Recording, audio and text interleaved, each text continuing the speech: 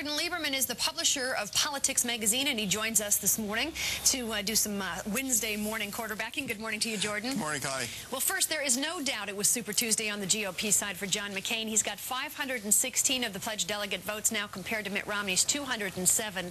This is a huge, huge gap. Now, what does it mean for McCain? Well, it sure means that he is the front runner. The question is whether he can put he put it away last night. I don't think he did. Mike Huckabee had a pretty good night. That doesn't propel him into the front runner status, but we've got a long way to go, and John McCain's the front runner. We are only halfway to winning enough delegates to winning the nomination. When you talk about the success of Mike Huckabee, it has to be a bit of a surprise. 142 delegates pledged. He did have very strong victories in the South. What does it say about him, and what does it say about him compared to McCain?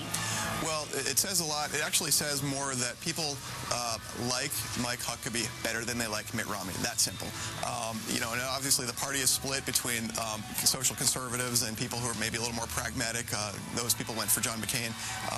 Mike Huckabee probably doesn't have the staying power to win the nomination, but he's going to make this very interesting. We've talked before about he's running a pretty inexpensive campaign. He can afford to stay in it. It looks like it might pay off in the end here for him. He's running the campaign equivalent of bubblegum and string. But he could stay in for a long time. His overhead is pretty low. Yeah, the quote yesterday from him was, yes, this is a two-man campaign, but it has nothing to do with Romney. I'm in it with McCain. That's right. If you look geographically at where Huckabee did well and where McCain did well, there definitely appears to be a big divide between the South and everywhere else. So what does that mean to both camps heading into the next few weeks, and in particular, McCain? Well, McCain is picking up organizational strength. Major endorsements and things like that that really help him in the larger states. He's gonna have a fundraising boost, no question. The next round of states, Maryland, D.C., Virginia, probably favor John McCain. These are generally moderate states. These are organization states. These are not social conservative states.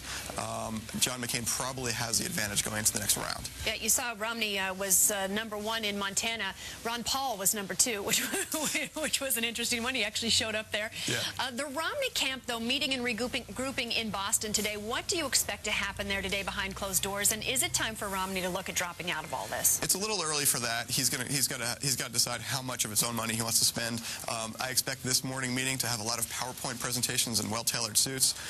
The question is, you know, this is not a movement conservative type organization. This is almost a business operation. They're going to look at the cost and benefit. They're going to do a top to bottom study and see if this is winnable. Yep. And you know, it is winnable, but it's tough. Yeah, bottom line is going to be a big one. Let's talk about the Democrats. Jump to that side for a second. Sure. This is a real horse race, and when it's all said and done, we really learned nothing overnight except what? Except that this is going to go on for a very long time. We could see this going into the April Pennsylvania primary, where Governor Rendell has endorsed Hillary Clinton.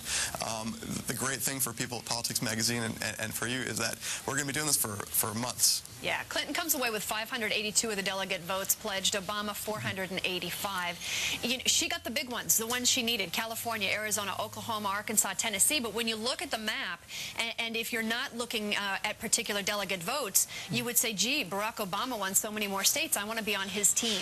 It's a little bit like preschool where everyone's a winner. You know, yeah, Barack Obama and Hillary Clinton are both going to be calling themselves winners today. It's up to people like you and me to figure out how this actually shapes up. But at the end of the day, this is going to keep going. Barack Obama now has probably a financial advantage, and the longer he stays in this, the better he's off. Yeah, Ted Kennedy throwing his weight behind Obama in the last couple of weeks, that seemed to be really big, and yet Hillary comes away the winner in Massachusetts. How big of a win was that for her? Well, it's a big win, but you shouldn't read into Ted Kennedy's endorsement in Massachusetts. Ted Kennedy is a national figure, and he in many ways gave permission for older, senior white voters, Democrats, to vote for Barack Obama, and you saw that where that's really Barack Obama's biggest weakness is older voters. So yes, he lost Massachusetts, but Ted Kennedy's endorsement helped all over the country in places like Minnesota, where it's not the most diverse of states. Yeah, right. Well, Jordan, I know you're going to be with us throughout the morning. Jordan Lieberman, publisher of Politics Magazine. We'll see you again in about 20 minutes or so. See you.